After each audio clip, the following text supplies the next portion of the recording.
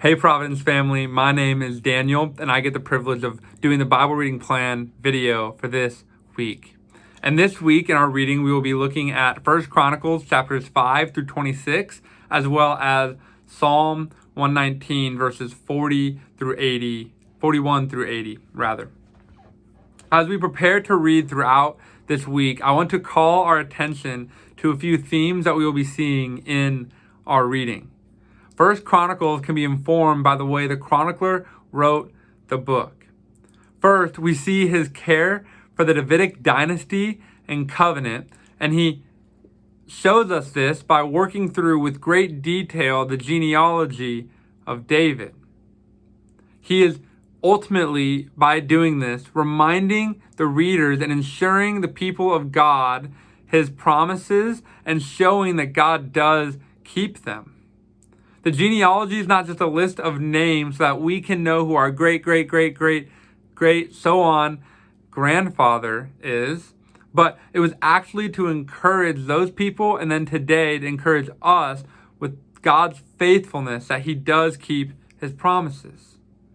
You will also maybe notice that 1 Chronicles doesn't highlight David's sins or his negative attributes, but rather has a different focus to remind us and ensure us of the fact that God chose or elected David, and that ensured a kingdom forever, because that's ultimately his focus. Stories like David and Bathsheba are not here because the emphasis is different than Samuel. So how does this apply to us today? Well, today that means we ought to find great hope and assurance in God's promises. God fulfilled his promises to David through Jesus, and now those promises we look forward to are the return of Jesus, or the promises we look back to are the death, resurrection, and ascension of Jesus, which ultimately promised that he would send his Spirit, which will seal us until the day of inheritance. He also, in the First Chronicles, cared deeply about the temple, which we will see in the latter section of this week's reading. The temple is where God's presence dwelled. Proper worship in the temple is outward evidence of genuine inward faith in the Lord. Let me say that again. Proper worship in the temple was outward evidence of genuine inward faith in the Lord. Proper worship was deemed seeking the Lord, and improper worship was deemed forsaking the Lord. And in this way, the temple was important.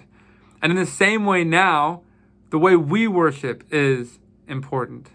We don't have requirements for what the building might look like, but we do have requirements for what proper worship looks like. And as you read, reflect. Are you worshiping God properly with your whole heart? Or are you allowing other things to cloud that space? Have you put idols in front of the Lord?